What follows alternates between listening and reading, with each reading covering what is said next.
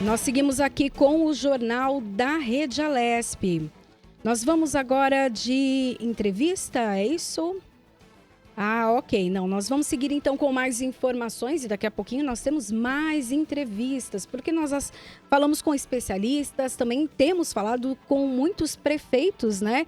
Tanto aqueles que continuam nos mandatos quanto os novos, que falam das expectativas e também dos desafios. Olha, a gente vai então agora de entrevista, assim, olha, nós vamos falar com Saulo Pedroso de Souza, que é o prefeito da cidade de Atibaia. Cidade de Atibaia, uma cidade tão linda, né? Eu estou enroscando aqui para falar, mas cidade de Atibaia. E encerra o seu mandato no dia 31 de dezembro. E também o prefeito faz, então, um balanço para nós sobre esse mandato, fala um pouquinho do trabalho que foi feito na cidade. Bom dia, prefeito. Seja bem-vindo ao Jornal da Rede Alesp. Oi, bom dia, Priscila. Bom dia, Melissa. Prazer estar aqui conversando com vocês. Ainda mais falando dessa nossa bela cidade aqui, que é a cidade de Atibaia. E após, quase 8 anos aí de um trabalho muito intenso que nós fizemos por aqui. Prefeito, quais foram os principais desafios na sua gestão em 2020 com a pandemia da Covid? A gente sabe que ninguém estava com um plano guardado no bolso, né? Foi difícil enfrentar tudo isso que a gente enfrentou ao longo de 2020, trocar o pneu com o carro em movimento, né? Como é que foi aí em Atibaia? Pois é, acho que não foi diferente de todos os outros municípios, porque todos estávamos com um planejamento, último ano do mandato, um plano orçamentário já definido e uma organização do que seria feito, e de repente toda essa organização ela teve que ser alterada, as prioridades elas mudaram,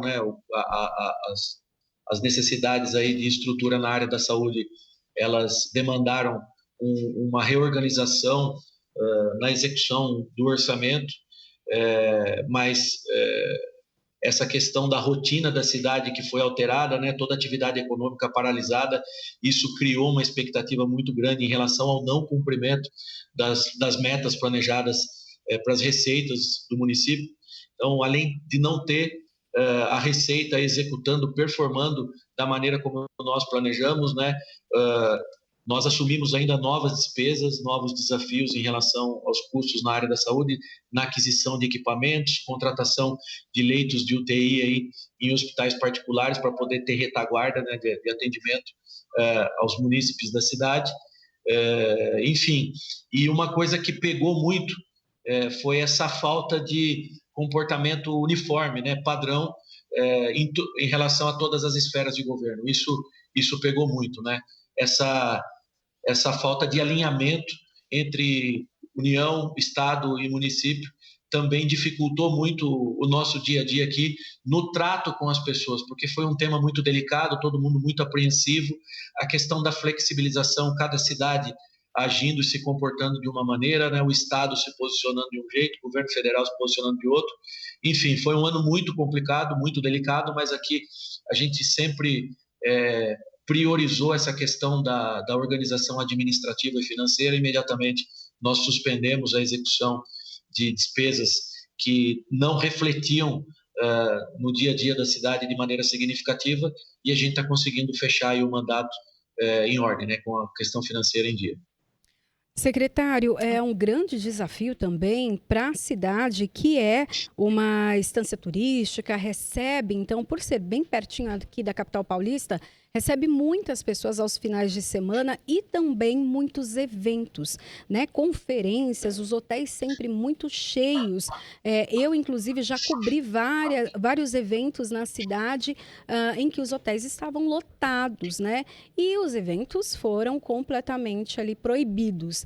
Eu queria que o senhor falasse do impacto disso, impacto na rede hoteleira e também no turismo. Pois é.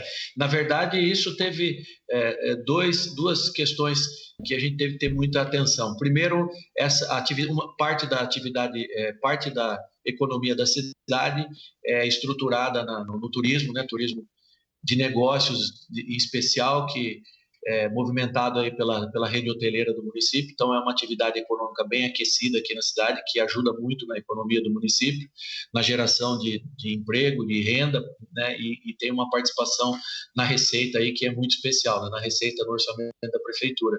E essa foi a atividade que paralisou imediatamente, né, foram as que primeiro foram afetadas aí, e as últimas que estão conseguindo retornar nessa flexibilização. Então, a economia está sentindo ainda, os hotéis, eles tiveram que, infelizmente, fazer algumas demissões, né? E isso foi uma coisa que pegou muito aqui na cidade. E o outro ponto é justamente a questão da afronta ao decreto o fato da cidade ser uma cidade muito próxima de São Paulo, um grande centro, né? Ela é uma cidade também que recebe muitas pessoas, e esse controle dessas pessoas foi uma coisa muito difícil da gente fazer, né? Não tem como você controlar, evitar que a cidade ela seja visitada, que as pessoas que são de São Paulo, elas frequentem a cidade nesse período que foi um período onde a gente estava restringindo a atividade econômica. Então, ao mesmo tempo que a não realização dos eventos, a atividade econômica ela foi paralisada e foi retomando muito devagar, a gente também teve que cuidar dessa questão para que a cidade ela não fosse muito visitada e, consequentemente, isso pudesse trazer reflexo negativo nas contaminações aqui, né, no aumento de contaminações. Prefeito, ainda falando sobre essa questão econômica, a gente sabe que Atibaia é conhecida aí como a cidade do morango. Também muita gente vai até aí para provar os morangos deliciosos de Atibaia. Eu queria saber do senhor como é que tem sido para escoar essa produção de morango aí da cidade e como que os produtores se sustentaram, se mantiveram nesse período aí de pandemia, que com certeza é também um dos importantes fatores aí para a economia de Atibaia. Olha, o morango, como ele é um produto da alimentação, né, que faz parte da alimentação das pessoas, ele não teve tanto impacto, assim, não foi tão significativo, porque as pessoas elas não deixaram de consumir. O que precisou foi uma organização na questão da logística de distribuição, porque no primeiro momento, lá em março, em abril, os locais de distribuição, né, como Ceasa, por exemplo, né, eles foram todos fechados, então teve que fazer essa organização para que o produto pudesse chegar nos supermercados, no varejão, enfim, porque são atividades que não paralisaram, né? Atividades chamadas de essenciais. Agora, o que pegou muito foi a questão das flores. A Atibaia ela é responsável por 25% da produção de flores do país. E é um produto que, desde abril, ele teve uma queda na sua utilização, né? No consumo, na verdade, na compra, na aquisição, porque os eventos deixaram de acontecer, né, casamentos, festas, e é um produto que você no momento de dificuldade é o primeiro que você corta, você deixa de comprar, né? Então, o que pegou muito foi a questão das flores. O que a gente tentou fazer aqui na cidade foi criar uma feira de produtores para que eles pudessem vender direto para os consumidores, né, com toda a segurança, com todo o protocolo. Foi uma feira ao ar livre que acabou virando um atrativo turístico da cidade, né, não vai deixar de acontecer, para que o produtor pudesse, então, vender, colocar à disposição as flores para os consumidores direto, de maneira direta, né, não só da cidade de Atibaia, mas de toda a região. Prefeito, outro desafio também foi na parte da educação. Como, então, a prefeitura conseguiu se adaptar para que as crianças continuassem em aula? A adaptação para o ensino à distância, online, aconteceu de forma rápida e a volta às aulas já está aí sendo na cidade? Nós organizamos aqui para que a atividade na área da educação ela não fosse paralisada e foi assim que aconteceu, né? Trabalhando no formato remoto, aí todos os profissionais tiveram que se adaptar. Foi necessário um esforço muito grande dos pais, porque a atenção das crianças às aulas, a participação dos pais na busca, no apoio, né, durante a aula e também em ter que ajustar a logística para buscar os materiais nas escolas. Na zona rural nós distribuímos, enfim, então isso foi organizado rapidamente logo quando a gente percebeu que teria dificuldade no retorno.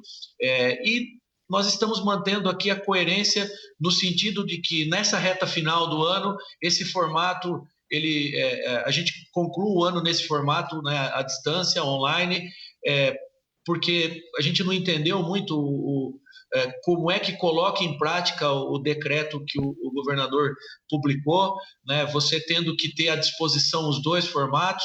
A presença do aluno em tempo reduzido na escola dificulta a logística de transporte no meio do período, né, no meio da manhã ou no meio da tarde, para ele retornar ou para ele ter acesso à escola, enfim. Então, a nossa avaliação, até porque a gente está vendo que a questão do Covid está se estabilizando, eu acredito muito na imunidade de rebanho, ela acontecendo antes de uma vacina eficaz, estando à disposição da população, né? E a gente está se organizando aqui para que o retorno da atividade nas escolas aconteça de maneira convencional já, né, normal, a partir do ano que vem, com alguns protocolos, é evidente, né, ajustes aí de comportamento dos alunos e dos profissionais, com regras que permitam que as aulas voltem com segurança, e nós estamos organizando aqui atividade de reforço no contraturno das escolas no ano que vem, para a gente eventualmente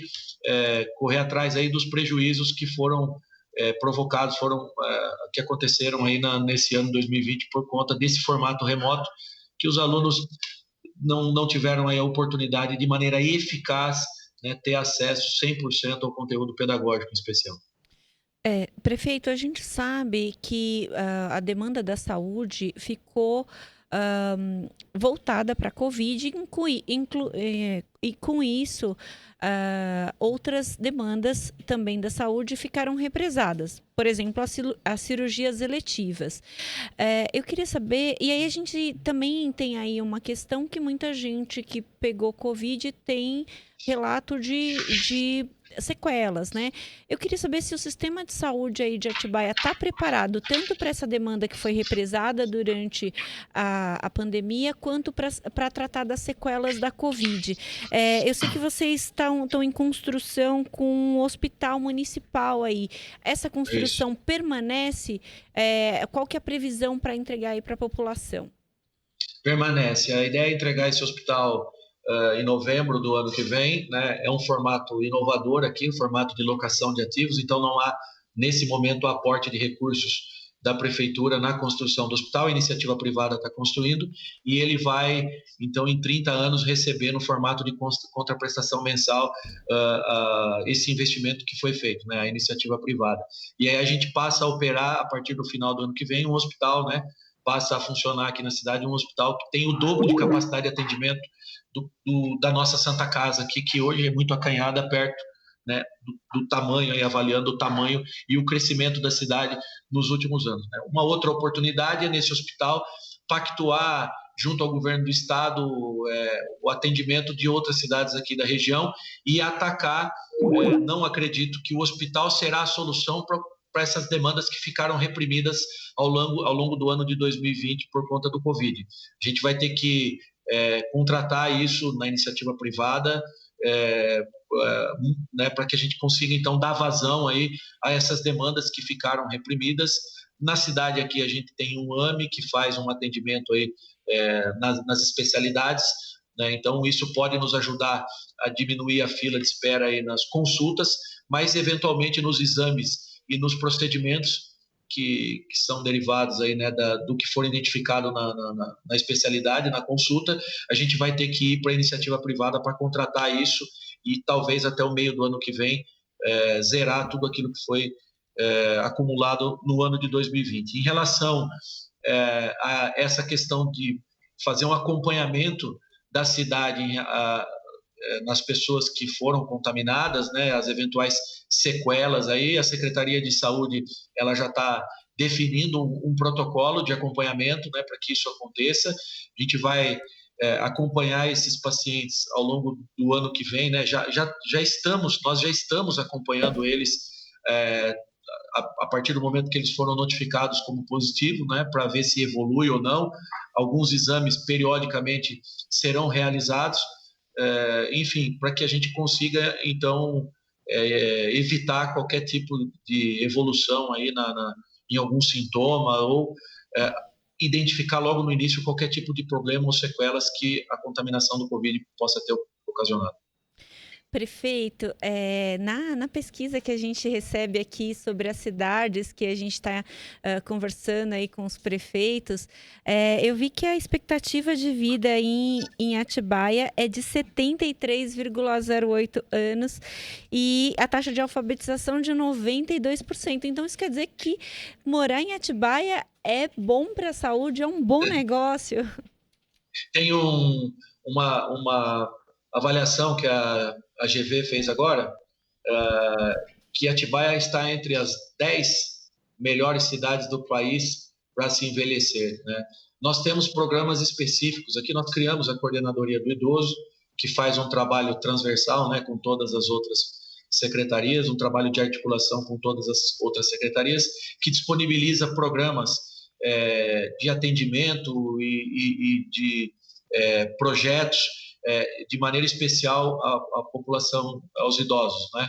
E como Atibaia é uma cidade que tem uma qualidade de vida muito boa, é uma cidade que evoluiu muito em temas importantes como saúde e segurança nos últimos anos, consequentemente ela é uma cidade procurada após a aposentadoria, as pessoas que moram em grandes centros como São Paulo, São José, Campinas, que estão próximas aqui, porque é uma cidade mais tranquila, mas que tem uma estrutura que consegue proporcionar uma qualidade de vida interessante às pessoas. E o poder público, ele cumpre com o seu papel aqui, né? Então, é uma das cidades mais seguras do país também. Recentemente, a gente foi reconhecida aí como a segunda cidade com menor índice de violência, né, no país, porque nós fizemos um investimento interessante aqui em tecnologia, né? A cidade hoje ela é toda monitorada, tem uma muralha digital que faz toda a cobertura aí das entradas e saídas da cidade, mas voltando aqui à questão dos projetos voltados à população idosa, né? Nós temos um programa chamado aqui Atibaia Ativa, que ele faz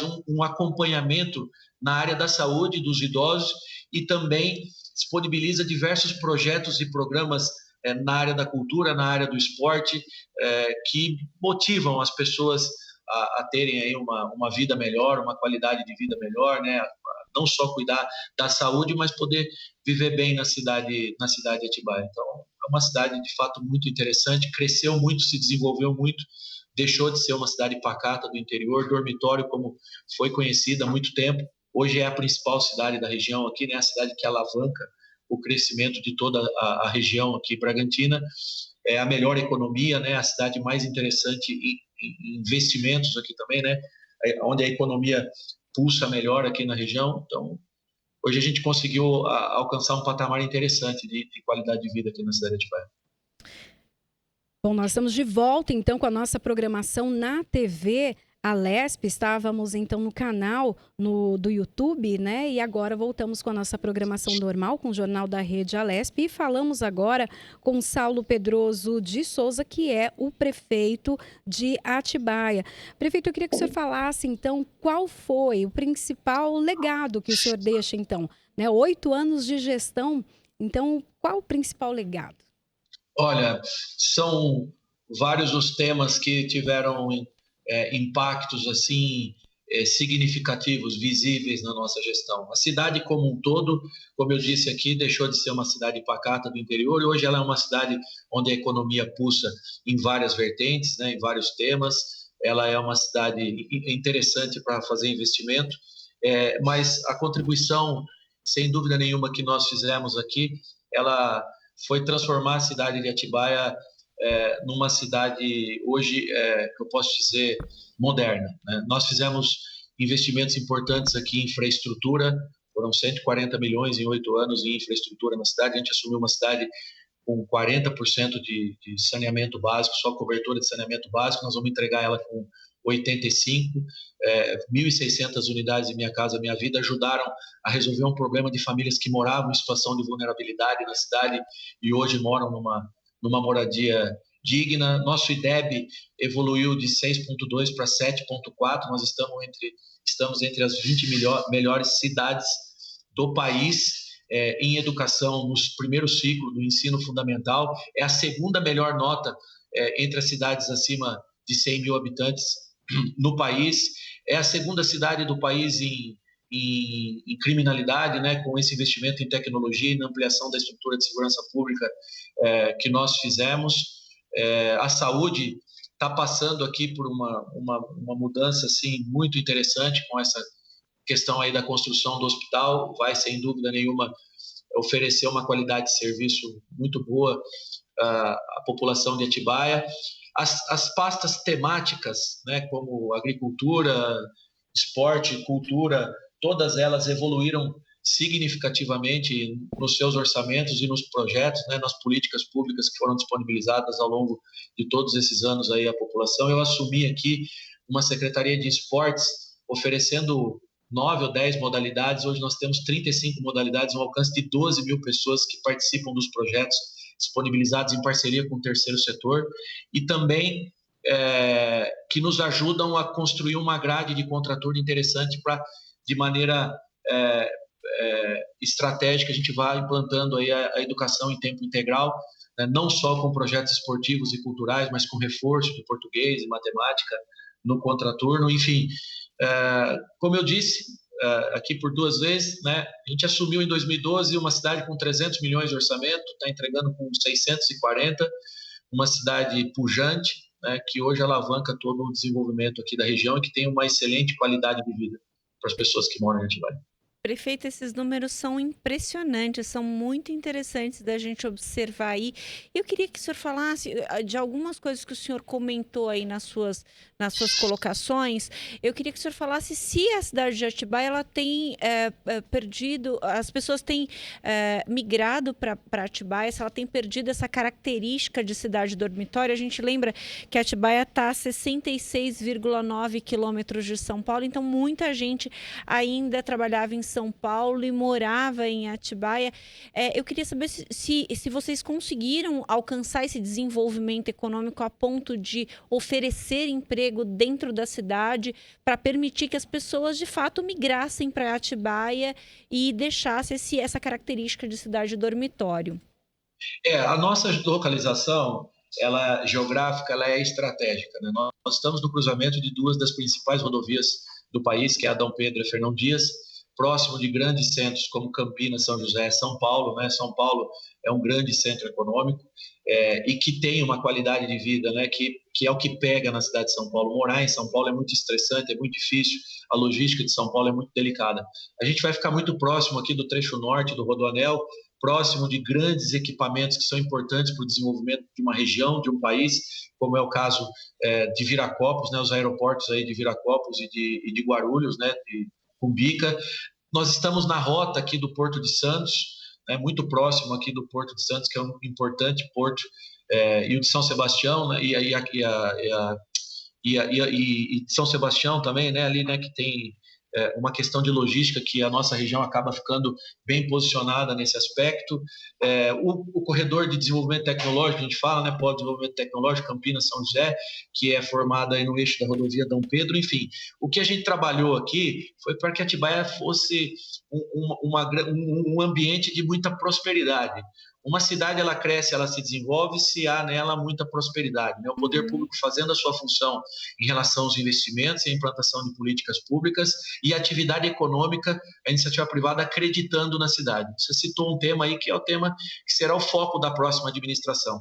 Como é que a gente vai oferecer boas oportunidades de emprego para as pessoas que estão procurando Atibaia para morar, né? Hoje, nesse formato consolidado aí do home office, muita gente veio de São Paulo para Atibaia, pessoas que já tinham contato, já tinham relação com a cidade, mas agora definitivamente elas estão morando na cidade. Nós temos bons equipamentos, não só na área do serviço público, mas também na iniciativa privada. Nós temos 2 grandes hospitais particulares aqui, nós temos boas escolas particulares da cidade, né? Nós temos aqui um calendário cultural muito interessante que permite que as pessoas tenham atividade todos os finais de semana.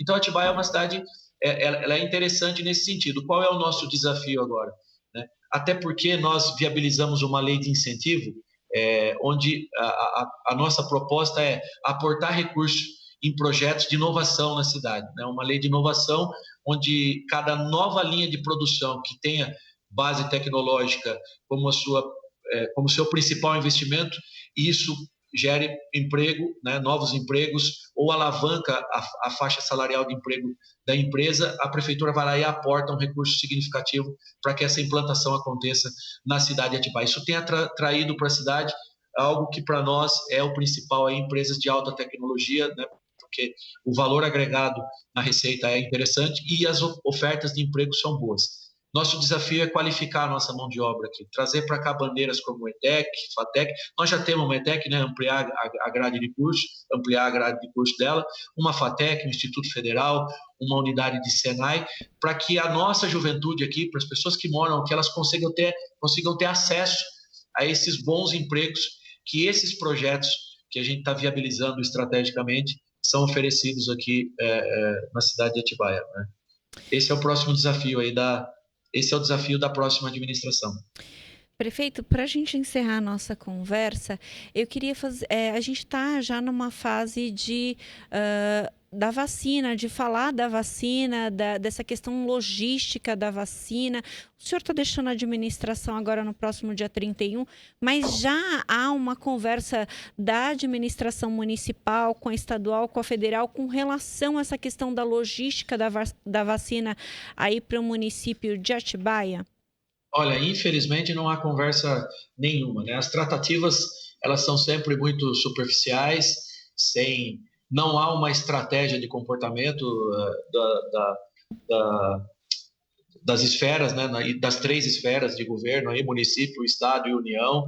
Há um desalinhamento aí que dificulta muito o nosso dia a dia aqui e dificulta inclusive a nossa comunicação com a população, porque nós estamos aqui na linha de frente conversando com as pessoas, encontrando com as pessoas no dia a dia, na rotina da cidade, nas atividades, né, que cotidianamente a gente frequenta aqui e realiza no município, enfim, e a gente não consegue dar uma resposta clara, definir uma estratégia, porque o contato e as decisões que são tomadas de maneira especial pelo governo do estado, elas não são pactuadas com quem coloca a mão na massa no dia a dia, né, com quem efetiva as decisões que são adotadas lá em cima, que são as unidades de saúde que estão aqui na linha de frente, na ponta, né, nos bairros, conversando com as pessoas.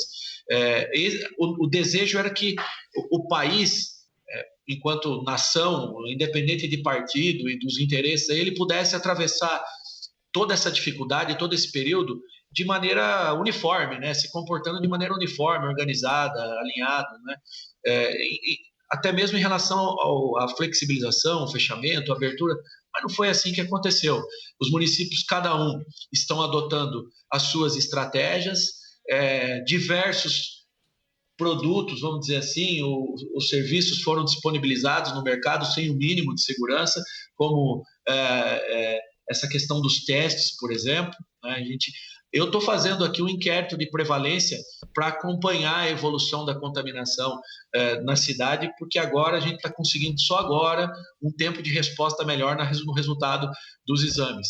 Mas essa deveria ter sido uma estratégia adotada lá no início, padronizar a nível de país, a nível de estado, pelo menos, né? Mas não foi isso que a gente encontrou. Então, a informação que eu tenho como prefeito da cidade é a mesma que as pessoas têm assistindo os jornais, né? O que a gente o acesso que a gente tem à informação é da mesma maneira que a população tem. A gente fica sabendo quando o governador convoca aí uma coletiva de imprensa e faz aí toma as suas decisões, né? Prefeito, muito obrigada pela sua participação aqui no Jornal da Rede Alesp. Ficamos com vontade de conhecer Atibaia, com certeza, e provavelmente o pessoal de casa também. Muito obrigada. Obrigado eu pela oportunidade, de maneira especial. e poder falar aí, né, desse período todo de trabalho. Fica aí o convite para que vocês conheçam a cidade, a querida cidade de Atibaia, a bela cidade de Atibaia. Nossa atividade hoteleira que ela já está funcionando, né, normalmente com todas as seguranças, com as restrições que são importantes para manter aí a saúde das pessoas, mas não deixe de conhecer a cidade de Atibaia. Muito obrigada, prefeito. Obrigada, prefeito. Nós conversamos Tchau, tchau. então com o Saulo Pedroso de Souza, que é prefeito de Atibaia. E falou pra gente então, né, fez um balanço aí de 8 anos de mandato e também todas as atuações ali na cidade. Melissa, já fui algumas vezes a Atibaia e pensa, é uma cidade muito linda, linda, vale a pena conhecer. Eu confesso que nunca fui a Atibaia, mas eu fiquei encantada aqui, porque o prefeito fala com muita paixão da cidade, né? Dá para ver que tem muita coisa bacana lá que a gente pode conhecer e não está longe de São Paulo. Não, né? é bem pertinho e vale a pena. Bom, a gente tem assim cidades lindas, tão pertinho, né? Então vale a pena conhecer sim a cidade. O estado de São Paulo, né? Quem está aqui na capital paulista, às vezes a gente está nessa loucura de trânsito que já voltou ao normal, aquela loucura toda. Então, ali interiorzinho é gostoso, viu? Muito gostoso. Bom, a gente segue então. Oi. É interessante a gente falar, incentivar o turismo dentro do estado de São Paulo. Isso é muito importante, porque isso também ativa a economia. Várias ações que a gente adota ativa a economia. Ao invés, de repente, a pessoa pensou e planejou fazer uma viagem ao exterior, tá um pouco mais caro o dólar, o euro agora.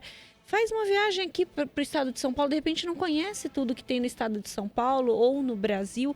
Então, isso também é importante para a gente conseguir se fortalecer, todos nós, né?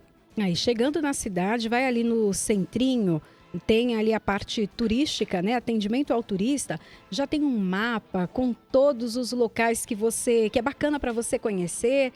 Então, vale a pena. Nossa, eu gosto muito.